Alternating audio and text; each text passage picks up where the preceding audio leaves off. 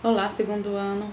Hoje nós vamos dar uma olhadinha na segunda geração do romantismo, mais precisamente na segunda geração do romantismo brasileiro, com destaque para um dos dois principais autores dessa geração, que é Álvares de Azevedo e Casimiro de Abreu, e um pouquinho das obras deles também. Vejam só, a segunda geração romântica brasileira ela sofreu forte influência de dois autores europeus. O primeiro deles, que é o Lord Byron, em inglês, e que deu origem ao nome também do ultrarromantismo byroniano, certo? Vou falar sobre ele e me aprofundar mais depois. E Goethe, que era um alemão, que escreveu um dos livros mais influenciadores daquela geração, do mal do século.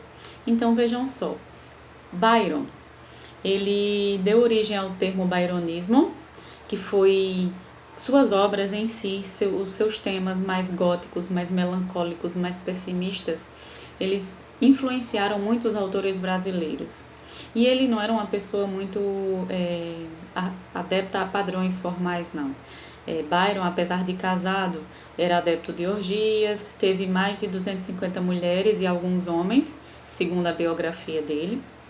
Então, foi uma geração muito desregrada, melancólica, pessimista. E esses dois foi quem mais influenciaram. Em relação a Goethe, eu vou falar mais, Goethe o segundo, eu vou falar sobre a principal obra dele, O Sofrimento do Jovem Werther, agora, no contexto histórico. Veja só, é importante sempre ver um contexto histórico para poder entender a obra daquele período literário. Por exemplo, estava vivenciando no mundo a ascensão da burguesia, com todas aquelas revoluções que eu falei na aula passada. A burguesia ascendeu e acabou dominando toda uma sociedade. Os jovens burgueses, grande parte deles, se identificaram bastante com as obras desses autores europeus.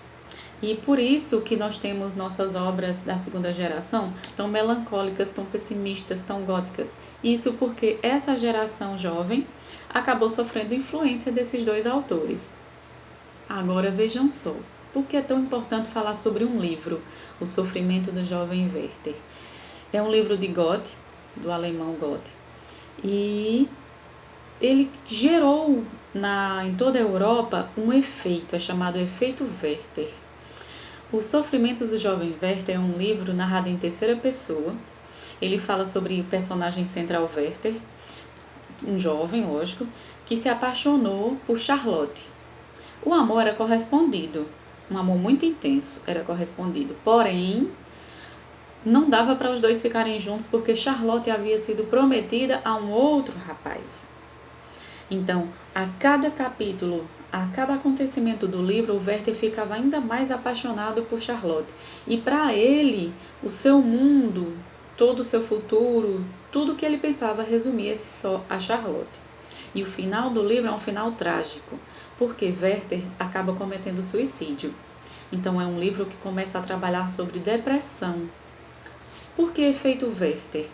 Por toda a Europa ocorreram suicídios. Jovens liam esse livro, acabam sendo influenciados por esse sofrimento, por essa melancolia, por essa depressão e cometiam suicídio também. Eram inúmeros e foi por toda a Europa. Chegou-se a fazer um pacto de silêncio com a imprensa para que não fosse mais noticiado nenhum suicídio relacionado ao livro por 100 anos. Foram necessários 100 anos para que os suicídios ou parassem ou não fossem mais noticiados. Então, é um livro muito influenciador. Se não me engano, Yuri tem esse livro. Eu não cheguei a ler, eu ouvi falar sobre ele na faculdade. Aí vejam só, são dois contextos históricos. O contexto econômico e o contexto literário, que influenciaram bastante os autores dessa época, até personagens também. Vamos lá. Agora, nós temos as principais características da segunda geração romântica. Muitas vezes, algumas dessas características fazem parte da primeira e da terceira geração. Mas vocês vão perceber que o pessimismo, que o ultrarromantismo, ele fica mais restrito à segunda geração. A primeira característica, que é o egocentrismo, porque ego. Algumas Alguns períodos literários anteriores falavam muito sobre o teocentrismo, que é quando Deus, está no centro do universo, ou seja, a religião, a fé está no centro de tudo. O egocentrismo, por quê? No romantismo existe muito do individualismo, existe muito do subjetivismo. Então, egocentrismo, eu, indivíduo, é quando o indivíduo está no centro de tudo.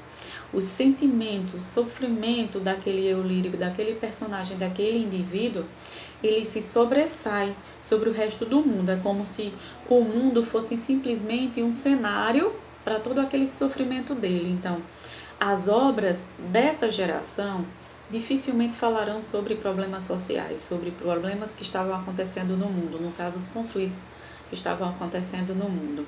Por isso, o egocentrismo, ligado só no eu, naquele indivíduo, naquele sofrimento.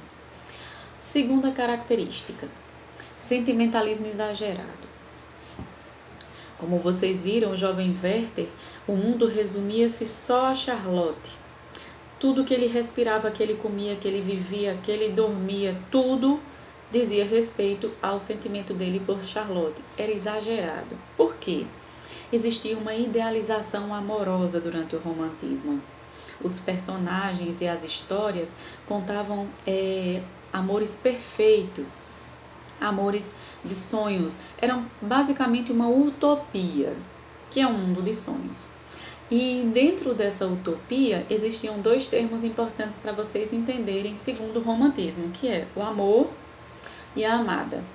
O herói romântico, no romantismo, nas obras românticas, ele nunca é um ser perfeito, ele nunca é aquele herói romântico da Disney.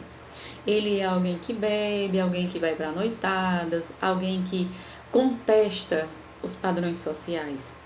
Então, por que o amor é tão importante no romantismo? Porque esse amor será um sentimento que vai causar mudanças positivas nesse herói. É através desse sentimento que o herói vai evoluir, vai se tornar uma pessoa melhor. É através dele que ele vai acabar se tornando o herói dos sonhos. E a amada? A amada é sempre retratada como um ser perfeito, como um ser divino, intocado.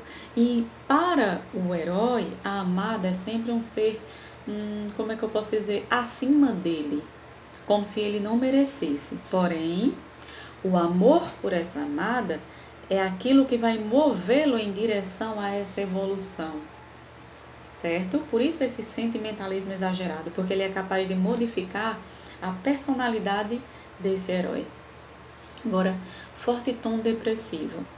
Não esqueçam que a segunda geração romântica é uma geração que passa por muitos conflitos, é uma geração de personagens que contestam a sociedade, os padrões sociais em si. Por exemplo, existe uma obra portuguesa fala sobre um casal e o personagem masculino vai numa viagem e desaparece no mar. Ele passa 10 anos longe. Ele praticamente é dado como morto. E a viúva acaba casando novamente. Tem uma filha com esse segundo marido. E eis que surge o marido dela que tinha sumido no oceano. Para a sociedade, aquele segundo casamento não existe mais. Ele não é válido.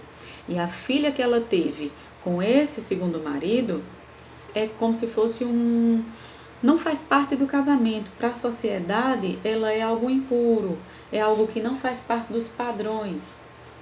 Então, aquela geração contestava isso. Por quê? Se ele estava sumido, retornou depois, por que aquele casamento não pode valer? Por que aquela garota era considerada alguém fora do casamento? Ela não poderia casar, ela não poderia estudar. Então, isso foi o que causou o mal do século, que é a depressão para daquela geração. É uma geração que já sofria de tuberculose, é uma geração que contestava principalmente esses padrões sociais. Então, todas as obras têm sempre alguns personagens com forte tom depressivo, que foi Werther. Tanto que sua depressão acabou causando suicídio no final, o fim trágico. Vamos para a quarta característica. Tendência a fugas da realidade. Não esqueçamos que, como eles não viviam naquele ambiente dos sonhos, não viviam num mundo para eles considerado bom, perfeito, acolhedor, eles acabavam tendo essas fugas da realidade, que era a fuga no sonho, criando essas utopias, a fuga no tempo, alguns deles voltavam até para sua infância, seus personagens, a fuga na loucura, a fuga na morte, como o caso do suicídio, e tem algumas questões sobre as tendências de fuga. Por que existia essa fuga? Presente e desastroso, aqueles conflitos que estavam acontecendo no momento. A solidão, principalmente porque muitos deles, devido à doença essa, tuberculose, que é sempre causada por uma boemia desregrada. O que é uma boemia? Jovens burgueses com condições sociais que faziam noitadas, que brincavam em cemitérios, que faziam orgias. Esse comportamento sem regras, descuidado, acabava fazendo com que eles contraíssem a tuberculose.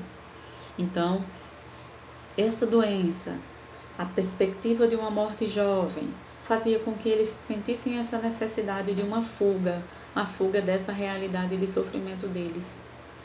E mais uma característica é o gosto pelo delírio e pelo macabro. Vejam só, o delírio naquela geração também era muito causado pelo ópio, muitos deles consumiam, muitos deles usavam. E o macabro, eles gostavam de fazer, brincar de pactos demoníacos em cemitérios, faziam rituais satânicos. No Rio de Janeiro, um desses rituais, uma dessas brincadeiras, num grupo de universitários, acabou causando a morte de uma prostituta. Eles brincaram de enterrá-la viva, fizeram uma bebedeira, colocaram ela dentro do caixão, fingiram que estavam enterrando alguém mais tradicional, alguém da alta sociedade, e esqueceram que não entrava ar no caixão e a coitada da prostituta acabou morrendo, sufocada dentro do caixão. Então eles tinham um verdadeiro gosto pelo que era mórbido, pela morte, pelo diabo, por rituais.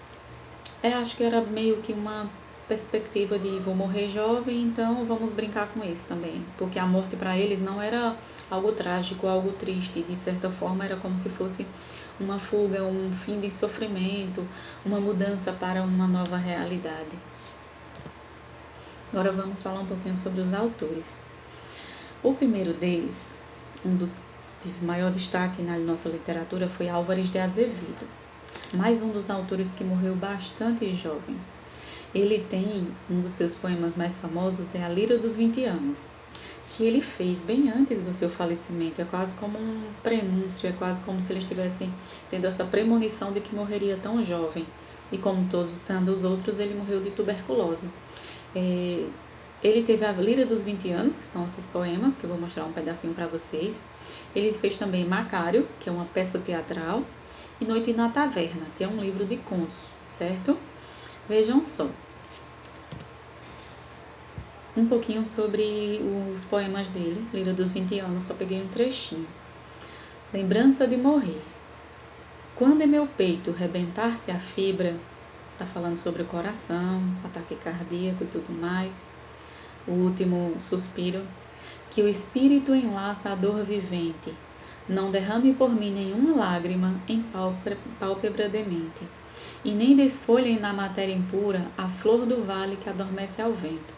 Não quero que uma nota de alegria se cale por meu triste passamento, porque para ele a morte era o fim de um sofrimento, o fim de uma dor, seria uma passagem para algo melhor.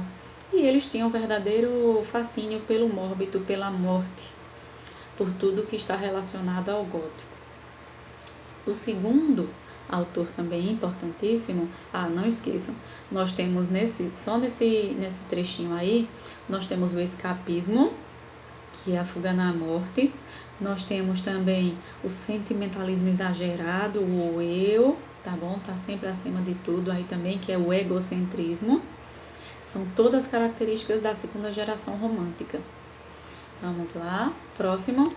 E não podemos esquecer de Casimiro de Abreu, também um dos maiores autores da segunda geração romântica. Casimiro de Abreu viveu e escreveu pouco. Ele, muito jovem, ficou noivo, se não me engano, aos 18 anos, e tinha uma vida boêmia, uma vida desregrada, fazia muitas farras e acabou contraindo tuberculose. Ele morreu aos 21 anos.